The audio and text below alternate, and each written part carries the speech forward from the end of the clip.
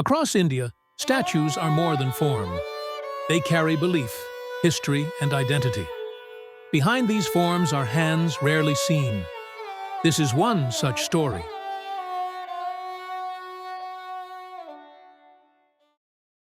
என் பேர் கிருஷ்ணகுமார். நான் ஒரு ஸ்கல்ப்சர் ஆர்டிஸ்ட்டு. இங்கே வந்து நாங்கள் பஞ்சலோக சிலைகள்லாம் செஞ்சு கொடுத்துட்ருக்கோம் இங்கே. அப்பாவோட பிஸ்னஸை வந்து நான் இப்போ கண்டினியூ பண்ணிகிட்ருக்கேன். சின்ன வயசுலேருந்து இன்ட்ரெஸ்ட்டு இந்த மாதிரி ஸ்கல்ப்சர் செய்கிறதுல.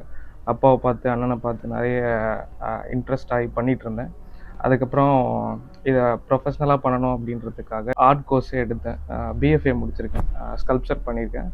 ஸோ அதை சிற்பக்கலை தான் முடிச்சுட்டு எக்மோரில் ஃபைனான்ஸ் காலேஜ் இருக்குது, கவின் கலை கல்லூரி. ஸோ அங்கே முடிச்சுட்டு அதுக்கப்புறமா சென்னையிலே ஒர்க் பண்ணேன். 3D மாடலிங் மாதிரி மேனுவலாக பண்ணிகிட்டு இருந்தேன். ஸோ அதுதான் என்னோடய மெயின் ஒர்க்காக இருந்துச்சு.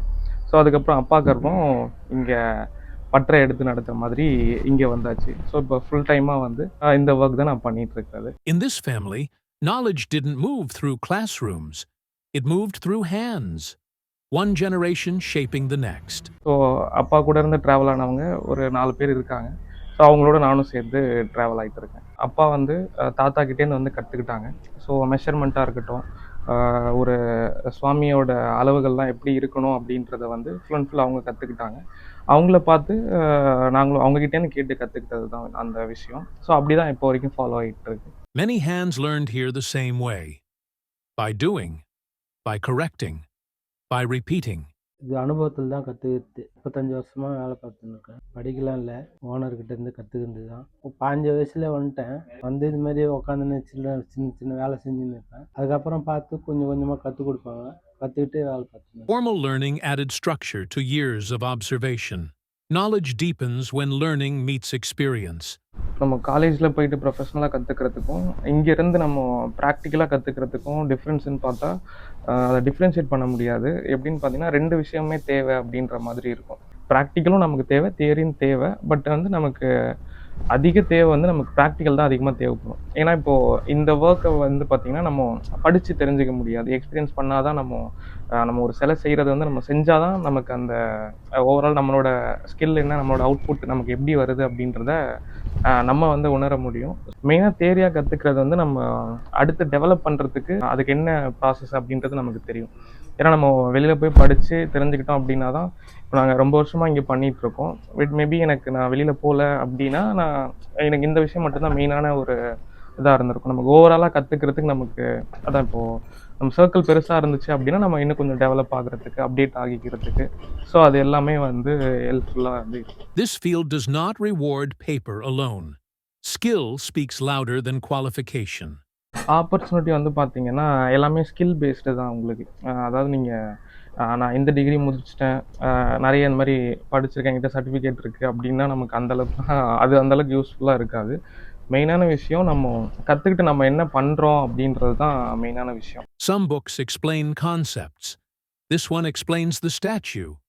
From structure to proportion to expression. மெயினாக இப்போ நமக்கு இந்த சிலை செய்கிறதுக்குலாம் வந்து பார்த்திங்கன்னா எல்லாத்துக்கும் வந்து ஒரு புக்கில் இருக்கும், ஒரு புக்லெட் இருக்கும். ஏதோ நமக்கு மெஷர்மெண்ட்டுன்னு ஒன்று இருக்கும். நம்ம எல்லாத்தையும் நமக்கு முன்னாடி ஒர்க் பண்ண அவங்ககிட்டேருந்து கற்றுக்கிறது தான். பட் இதுக்குண்டான புக்ஸ் அப்படின்னு பார்த்தீங்கன்னா சிற்பச்செல்நூல்னு சொல்லிட்டு இருக்குது உங்களுக்கு. அது வந்து ஒவ்வொரு கேட்டகரியாக இருக்குது. படிமக்கோடுகள், அதுக்கப்புறமா வந்து இன்னும் 2-3 சீரீஸில் வந்து புக்ஸ் இருக்குது. நமக்கு ஏதாச்சும் ஒர்க் பண்ணும்போது டவுட் இருக்குது. அதாவது இப்போது ஒரு சாமியோட உருவ அமைப்பு வந்து உட்காந்துருக்கணுமா, நிற்கணுமா, கையில் வந்து ஆயுதம் எந்த ஆயுதம் இருக்கணும், 2 கை வருமா 4 கை வருமா, அந்த மாதிரி எதனா ஒரு டவுட்ஃபுல்லான விஷயம் வருது அப்படின்னா அப்போது அந்த புக்கில் வந்து நாங்கள் அதை பார்த்து நாங்கள் தெரிஞ்சுப்போம். ஏன்னா இது வந்து பார்த்திங்கன்னா ரொம்ப பல வருஷத்துக்கு முன்னாடி ரெடி பண்ண புக். இது எல்லாமே கணபதி ஸ்தபதின்னு சொல்லிட்டு அவங்க தான் வந்து மெயினாக நமக்கு திருவள்ளூர் சில கன்னியாகுமரியில் இருக்கிறது வந்து அவங்க மூலமாக பண்ண ஸ்கல்ப்சர் தான் அது. ஸோ அதனால் அவங்க வந்து நிறைய அந்த மாதிரியான விஷயம் பண்ணியிருக்காங்க. இந்த புக்கும் வந்து நிறைய சீரீஸ் இருக்குது. ஸோ ஏதாச்சும் டவுட்னா அதை பார்த்து நாங்கள் தெரிஞ்சுக்கிறது உண்டு. Some forms demand more than technique. They demand responsibility. Here, every detail carries meaning. இப்போ ஒவ்வொரு சிலைக்குமே வந்து ஒவ்வொரு அமைப்பு இருக்கும். ரொம்ப மெனக்கிட்டு ரொம்ப கவனமாக சிலை செய்ய வேண்டிய சிலை அப்படின்னா நம்ம நடராஜர் சிலையை எடுத்துக்கலாம். நடராஜர் சிலையை பொறுத்த வரைக்கும் அதோட ப்ரொப்போர்ஷனே வந்து பார்த்திங்கன்னா டிஃப்ரெண்ட்டாக இருக்கும். அது கொஞ்சம் மிஸ் ஆச்சுனாலுமே வந்து நம்ம எதிர்பார்க்குற அவுட்புட் வந்து நமக்கு கிடைக்காது. எதனாலன்னு வந்து பார்த்தீங்கன்னா, இப்போ பொதுவா வந்து அ நடராஜர் சிலைய பொறுத்தவரைக்கும் எல்லா முத்ராஸுக்கும் வந்து ஒவ்வொரு இது சொல்லுவாங்க. அது யூசுவலா எல்லாருக்கும் தெரியும் உங்களுக்கு. பஞ்சபூதத்துல இருக்கிற விஷயம் வந்து அதுல இருக்கு அப்படின்றது. இன்னும் கொஞ்சம் டீப்பா பார்க்க போனோம் அப்படின்னா, இப்போ மெயினா நடராஜரோட போஸ்டர் வந்து சொல்லுவாங்க. அந்த போஸ்டர் வந்து பார்த்தீங்கன்னா, இப்போ ஒரு நடராஜர் சிலைக்கு நம்ம வந்து அபிஷேகம் பண்றோம் அப்படின்னா, நம்ம முழுக்க அ அபிஷேகம் ஏதோ நம்ம தண்ணி கூட ஊத்துறோம் அப்படின்னு பார்த்தீங்கன்னா, இடது கை மேல வந்து தண்ணி படுதுன்னா, அது வந்து அதுக்கு அடுத்தபடியா வந்து கீழ வந்து பார்த்தீங்கன்னா, கால் இருக்கும். அவரோட கால வந்து மேல தூக்குன மாரி. அந்த கால்ல பட்டு கீழ வந்து முயலகன் வந்து இருப்பாங்க.